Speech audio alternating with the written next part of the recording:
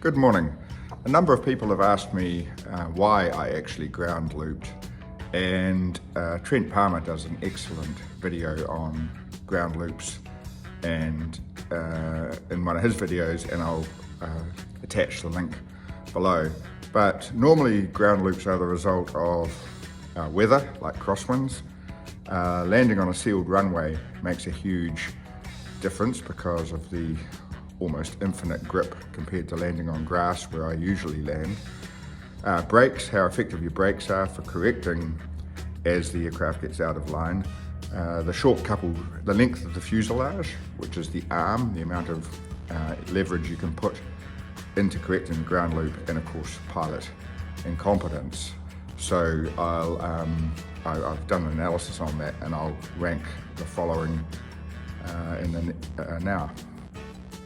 So the weather was beautiful, fine, perfect visibility, no wind at all, and the brakes are adequate, should be fine. The short coupled fuselage is definitely a factor, and I'll discuss that now. And of course, incompetence, which I bring by the bucketful. So for point of comparison, I've lined up my Avid Mark IV heavy hauler, which is a 2-seat side-by-side configuration aircraft, with this beautiful 1946 Taylorcraft, which is also a 2-seat side-by-side aircraft. So they have very similar power and performance. They both have wingspans of 35 feet. But the difference in the arm, and the Taylorcraft has the same arm as a Piper Cub or an Oster or those sorts of things, the difference can be seen here in the length. The length difference is huge, which is why in a Avid you have to constantly be on the rudder. They won't stay flying straight. And in Taylorcrafts and Cubs and all that sort of thing, you're not on the rudder all that much. Oh, for interest, I'll get a ruler out and actually measure the difference. So the difference in length is 55 inches or 1.35 meters in length. At Oshkosh this year, the Avid has been re-released as a recon aircraft. I'll put the link in below. And they have lengthened the fuselage in the rebuild and made many changes. But they've actually lengthened it out to be the same length to width aspect ratio as most conventional aircraft. And this is why I'm going to lengthen WEN probably about half a metre as part of this rebuild. It is certainly interesting having another aircraft for comparison, and with tail wheel aircraft, my lovely instructor Les said there are two types of pilots with tail wheel aircraft: those that have ground looped and those that are going to ground loop, which probably isn't quite true, but nice of him to say so.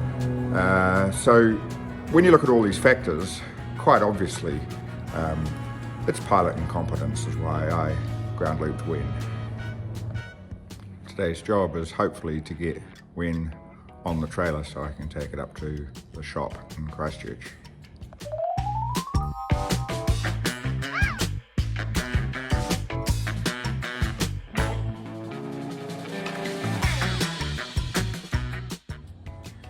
I'm always quite startled by how light in the tail some people's aircraft are, because when I do my weights and balance calculation, I'm a lot heavier in the tail than most of these small aircraft are. So really welcome the conversation, and I'll attach my weights and balance calculation sheet for those that are in the know to give me some feedback. It would be really appreciated. Talking to some people, they never do weight and balance calculation, whereas here in New Zealand it's part of our annual check. Next thing to be removed is my massive Honda City radiator, which I know is a lot of drag, but the nice thing is that I don't have any engine cooling issues.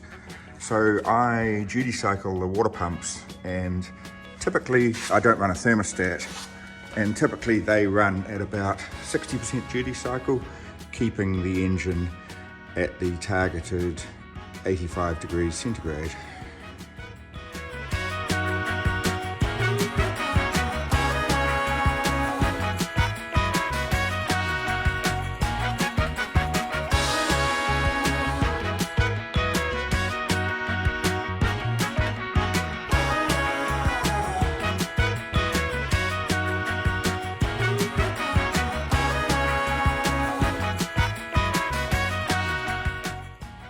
My next job is to remove the wheel spat.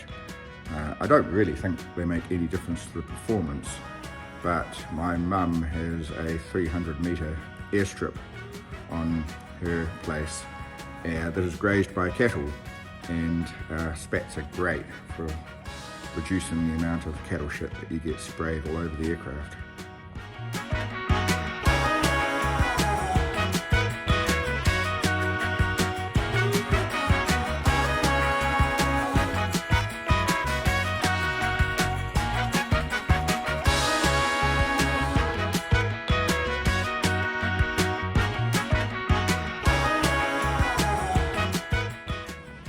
My sponsor is arriving. Hello, I heard you this time. Oh, and look, we have loveliness again. This time I announced you as my sponsor.